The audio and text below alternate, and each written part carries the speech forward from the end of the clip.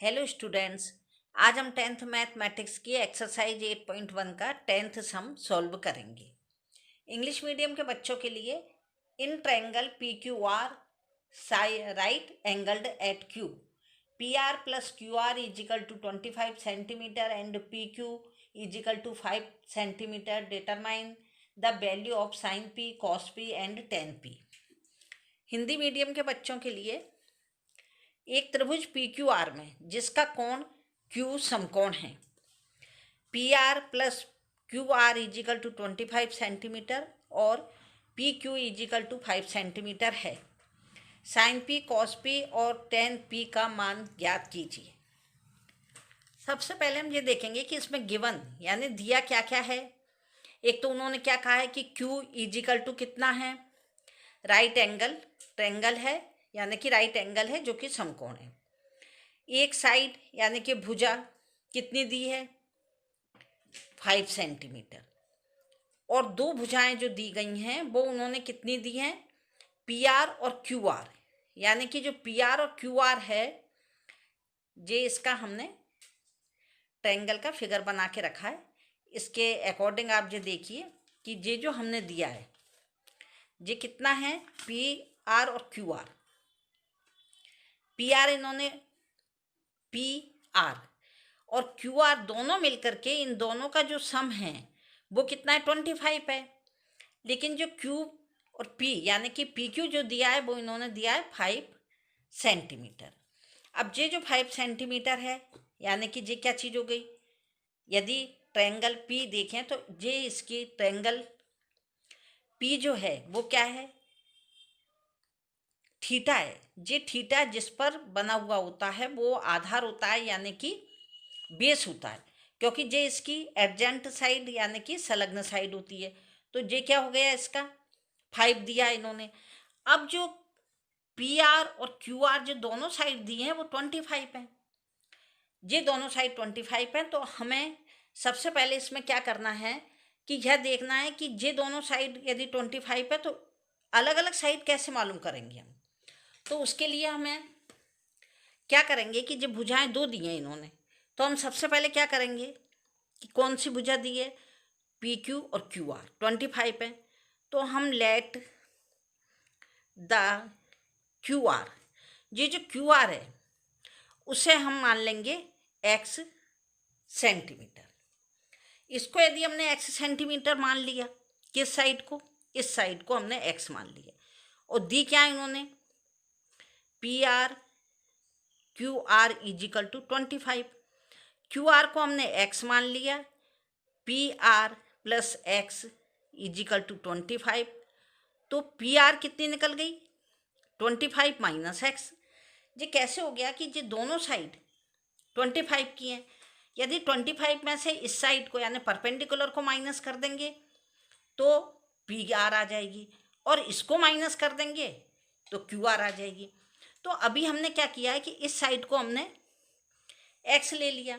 जब इसको हमने x ले लिया तो साइड हमारी जो पी आर है, पी आर साइड वो कितनी हो गई 25 माइनस एक्स। अब हमारे पास में तीनों साइड आ गई। ये 5 सेंटीमीटर आ गई, लेकिन ये क्या x वेरिएबल में आई है और ये 25 माइनस एक्स में आई है। तो अब हम इसे बाय पाइथागोरस थ्योरम के अकॉर्डिंग इसको इसकी साइड फाइंड कर लेंगे। यानी कि हम x की वैल्यू फाइंड करेंगे तो हमारी 25 में से x की वैल्यू फाइंड कर दी तो हाइपोटेनस आ जाएगा, और जब जो x की वैल्यू होगी वही इसका परपेंडिकुलर यानी कि लंब होगा। तो अब हम इसे वही पाइथागोरस थ्योरम से बाय पाइथागोरस थ्योरम यानी पाइथागोरस प्रमेय द्वारा इसको हम निकालते हैं कि इसका परपेंडिकुलर यानी लंब और कर्ण यानी कि हाइपोटेनस कितना है। यह तो फॉर्मूला मुझे लगता है कि आप लोगों को बिल्कुल रट गया होगा, क्योंकि पूरे 9 सवालों में हमने ये फॉर्मूला को लिखवाते आ रहे हैं। Hypotenuse square perpendicular square plus B, H square के प्लेस पे हम h की वैल्यू रख देंगे 25 माइनस एक्स स्क्वायर। पी के प्लेस पे पी की वैल्यू रख दी, क्या माना था हमने, एक्स, तो एक्स स्क्वायर हो गया। और बी क्या है, 5, तो 5 स्क्वायर हो गया। अब इसको हम चाहें तो 2 बार इसका मल्टीप्लाई करके सॉल्व कर सकते हैं। वैसे यदि इसको आप आइडेंटिटी से करें तो ये ज़्यादा अच्छा रहेगा, क्योंकि आप परीक्षा के टाइम में इसको a minus B whole square equal to A square minus 2ab plus B square, उत्तर पुस्तिका में आप इसको इस तरह से लिख लेना है एग्जाम में। ए की वैल्यू क्या है 25, बी की एक्स, यहाँ स्क्वायर है। इसका जो आइडेंटिटी है वो A square minus 2ab plus B square, तो ए की वैल्यू के प्लेस पे ए की वैल्यू यानी 25 स्क्वायर, 2 इंटू 25 और बी की value x plus x square. जब आप अपनी आंसर शीट में लिखें तो बिल्कुल एक तरफ इसकी आइडेंटिटी लिख देंगे तो फुल मार्क्स मिल जाएंगे। 25 minus x square whole square equal to 25 का स्क्वायर या वर्ग होता है 625, 25 टू जा 50, एक्स का मल्टीप्लाई किया प्लस एक्स स्क्वायर, यानी कि 25 minus x whole square equal to ये बन गया। तो इसकी जगह पर हम डायरेक्ट इसको यहाँ पे भी लिख सकते हैं 625 minus 50x plus x square equal to x square plus 5 का स्क्वायर यानी 25। अब हम इसको दोबारा भी आपको बता देते हैं कि इसको यदि हम, एक तो हम इस तरीके से कर देते हैं, दूसरा हम इसको 2 बार लिख करके मल्टीप्लाई भी कर सकते हैं, जैसे 25 माइनस एक्स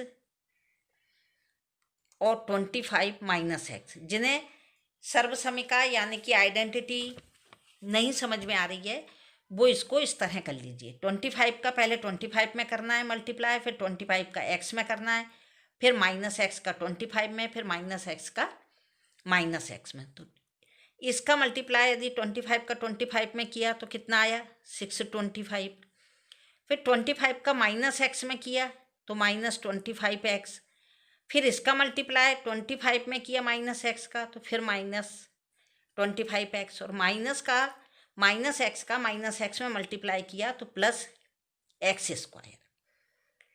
यह भी इसी तरह हो गया 625 as it is, minus 25x और माइनस 25x को यदि प्लस कर दिया तो साइन माइनस का आएगा 50x और प्लस एक्स स्क्वायर, यह 1 और यह भी 2, यानी 1 और ये वाला भी 2, ये दोनों बिल्कुल इक्वल हो गए। आप किसी भी तरीके से इसको कर सकते हैं। अब ये यहाँ तक आने के बाद हमने क्या किया कि माइनस 25 माइनस 50x, एक्स से एक्स आप इधर भी काट सकते हो, और यदि चाहो तो आप जो यहाँ प्लस का है इसको इधर ले आए तो ये क्या हो गया माइनस का हो गया एक्स स्क्वायर। अब जे इजिकल टू के इधर ही है तो ये तो 25 रहा, लेकिन जे 25 इधर 625 प्लस का है तो इधर आकर के राइट हैंड में जो हो जाएगा माइनस का, इसमें से minus x square plus x square cancel हो गए या सब्ट्रैक्ट हो गए तो 0 बच गया। यहाँ क्या आया 50x इजिकल टू 625 माइनस के, इसमें से 25 को यदि सब्ट्रैक्ट कर दिया तो 600 आ गया, माइनस से माइनस कैंसिल हो गया, x की वैल्यू कितनी आ गई 600/50, इस 0 से 0 कैंसिल हो गई, 5 का 60 में डिवाइड किया तो 5 बन जा 5, यहाँ 2 बच गए तो 5 1 बच गया यहाँ तो 5 2 जा 12, यानी 12 सेंटीमीटर। x की वैल्यू यानी कि x क्या था क्यू आर की वैल्यू कितनी आ गई 12 सेंटीमीटर। अब जब इसकी वैल्यू 12 सेंटीमीटर आ गई, अब हमें इसका क्या निकालना है, हमें पी आर यानी कि कर्ण यानी कि हाइपोटेनस कितना दिया था, कर्ण यानी कि हाइपोटेनस या हम कहते हैं पी आर जे कितना दिया था 25 माइनस एक्स, तो जे कितना आ गया हमारे पास में 25 में से यदि हमने 12 को माइनस कर दिया तो जे 13 क्या आ गया हमारे पास, कर्ण, हाइपोटेनस कह लो इसको या पी आर कह लो, जे 13 सेंटीमीटर आ गया। इसका मतलब क्या हुआ कि हमने अभी क्या क्या फाइंड कर लिया, हमने फाइंड किया एक्स की वैल्यू कितनी आ गई 12 सेंटीमीटर, तो ये परपेंडिकुलर हो गया, इस एक्स की 12 आ गई थी, तो ये हाइपोटेनस कितना हो गया 13 सेंटीमीटर और बेस कितना है 5। जब ये तीनों चीज़ें हमें फाइंड हो गई तो अब हमें जो क्वेश्चन के अकॉर्डिंग जो फाइंड करना है अब हम उसे फाइंड कर लेते हैं। क्वेश्चन के अकॉर्डिंग हमें क्या फाइंड करना है, यानी कि हमें तीनों जो साइड थी वो मालूम हो गई हैं, परपेंडिकुलर, बेस और हाइपोटेनस। अब क्या कर रहे हैं हम, साइन पी की वैल्यू क्या होती है, इधर दिया हुआ है जी,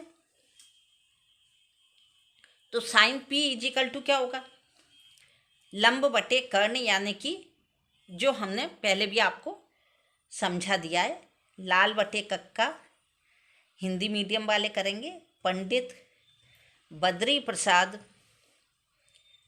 हर हर भूले।